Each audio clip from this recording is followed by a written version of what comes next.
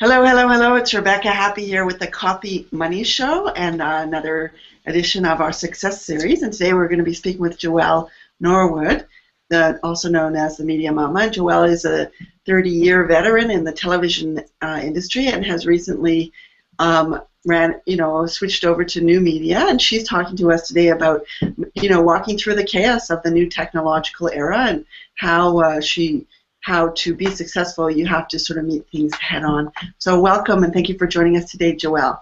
Thank you, Rebecca. Thank you for having me here. Well, my pleasure.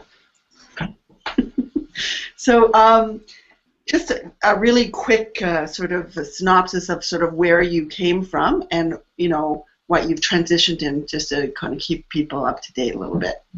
Sure. Well, my name is Joelle Norwood, and I started in television right when television was transitioning from film into videotape, which was a huge, huge transition. And I lived through the television era for 30 years as it went from very big tape, 2-inch tape, to Betacam and satellite transmission, and really changed all the way into digital media.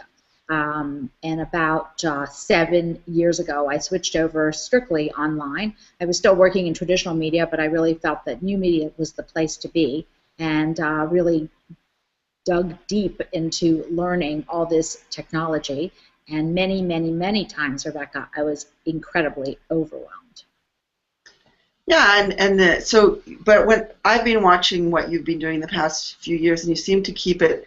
You simplify it. You go in and you study it and you break it down until it's manageable for you, and then even when you try and share some of that information to people, you make it simple. And so, if for an entrepreneur or business owner today, what would you be telling to them as they with whether massive changes or some of even the new technology changes impact them if they want to stay relevant for their business? Well, I think that my message has changed a little bit in the last 7 years, because my message at one point, which was really dig deep and learn all this stuff yourself as an entrepreneur and get your message out using social media.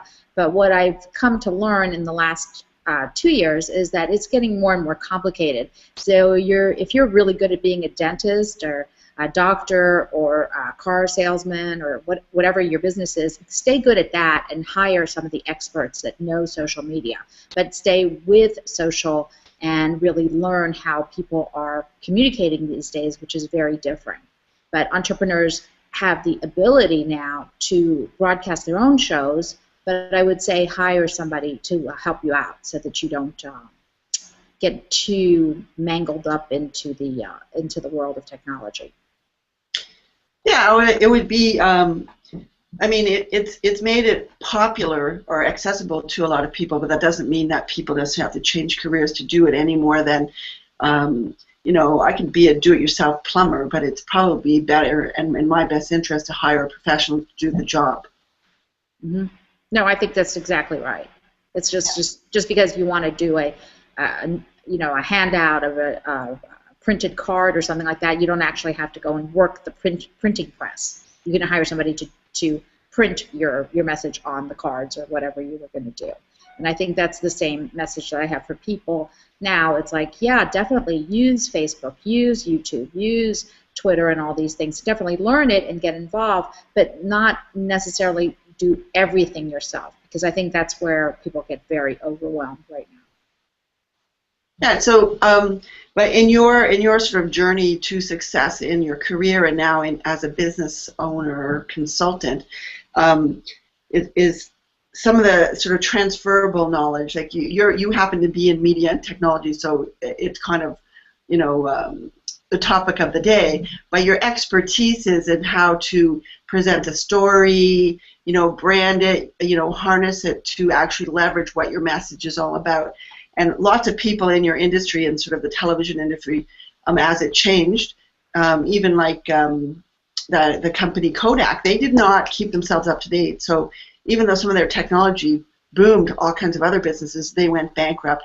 And you repurposed what you're doing and forged forward. But the knowledge base that you acquired through 30 years of working in the television industry is still pertinent and can be shared with people who have a message to share. Absolutely. I think that the bottom line is we're still communicating, we're still human beings, so we're still wanting to share our story and our brand story, whatever your company story is, with the world. So it's still about communicating and inspiring people to use your services and products. So I think the bottom line is you still have to be a good communicator. Technology is just the vehicle to take it along and to share it with the world, and that has become more accessible. So basically, it's like whether you're going to use a train, a bus, or a car, that's your transportation vehicle to get from point A to point B, just as is Facebook, Twitter, and YouTube. Those are just the vehicles that will take you there. But the content is really where it's at.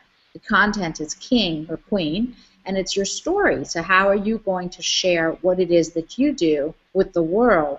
You still need to come down to a human level and be able to share it with people. So they understand that's what your expertise is. And that's my expertise, yeah. And I think so, that's still human to human interaction. That's still one-on-one. Yeah. So for somebody who's building a business today, and they have a gift which isn't in media or in television or anything like that, and they wanted to leverage some of the tools that are available to them online, where would they turn? Well, I think the first thing they need to figure out is who they are. And what I mean by that is what's their big why? Why are they doing whatever it is? Whether they're selling cars or they're a doctor or a dentist, somebody who sells glasses, it doesn't really matter. There's a reason that you got into this business. So what is it? Dig deep and figure that out first. I mean, you look at a company like Zappos and you see that they're very interested about service.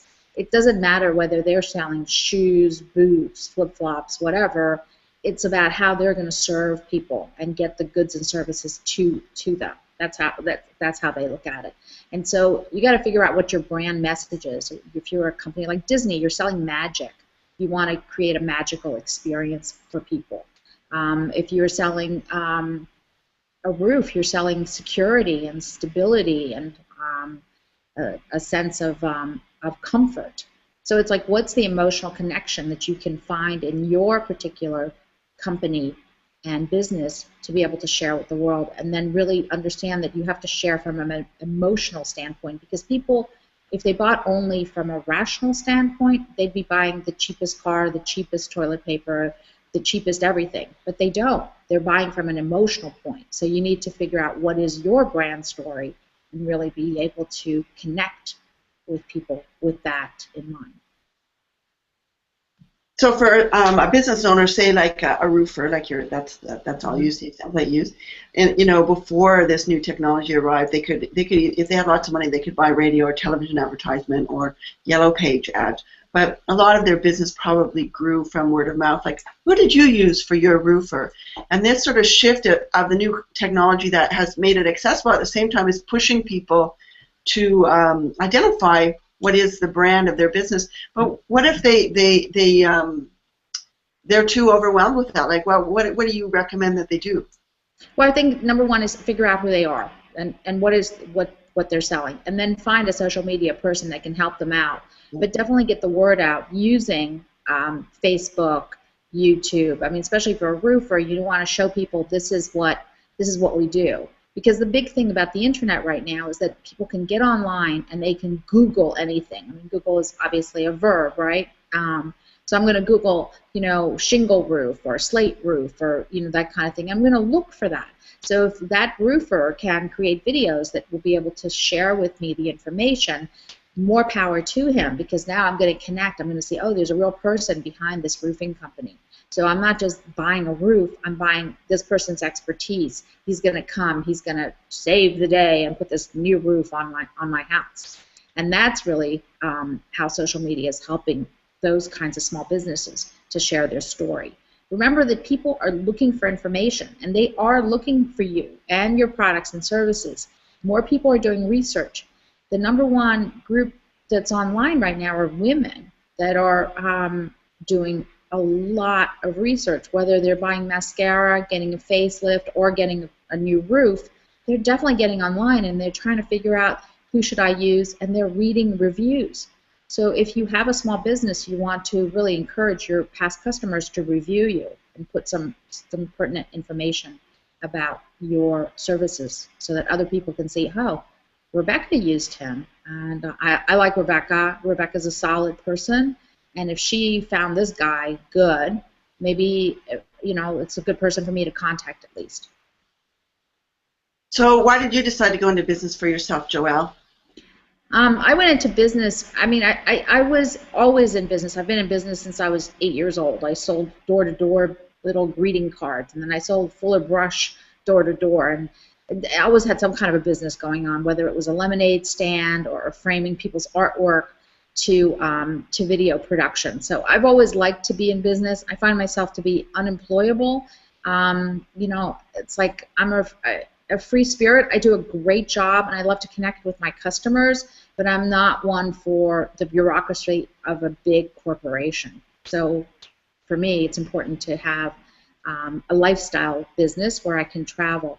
And I think the reason that I switched over from traditional media, where I was kind of like had to be on location to do my job, to the internet, was that I could travel anywhere. I now have a little grandson, and I can travel to Portland, Oregon, and I can actually do my work from anywhere in the world, and I love that. I love that feeling of freedom.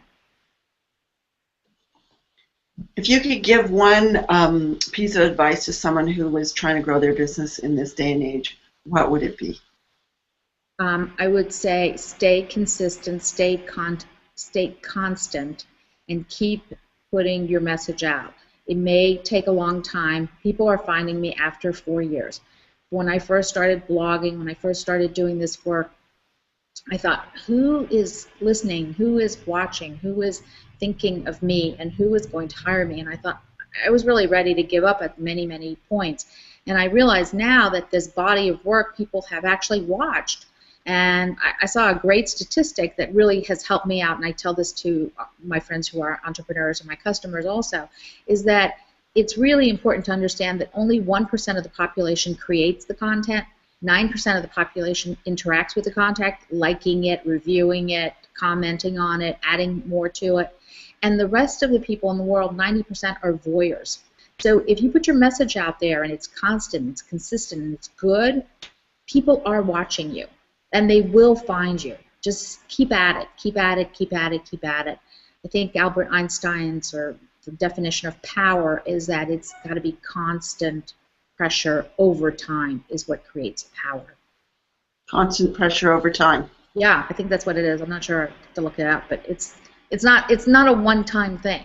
It's weekly. It's the consistency of your work. And now if you look up my name, if you Google Joelle Norwood, you will find me videos, content, images, all over the place, LinkedIn. So it's important to understand that you're dealing with a computer, so put your message out consistently, concise, all over the place, everywhere, so that you're current.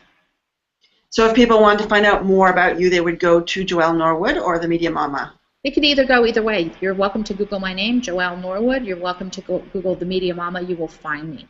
I am sure that you will find me, Rebecca. I have a lot of stuff out there. And so another piece of advice, or the piece of advice I would say, is get your message out there on LinkedIn, on Facebook, on Twitter, on YouTube. At least get yourself set up on in these places so that your business is out there. Google Places. Definitely, definitely, definitely. Well, thanks so much for joining us today, Joelle. I'm sure this has been helpful, and have a great rest of the weekend. Thanks, Rebecca. Come visit me. Okay. And I'll see you around. I'll see you online. Take care. Bye-bye, everybody. I'm Joelle Norwood. Bye, Rebecca. Happy, Bye. happy, happy.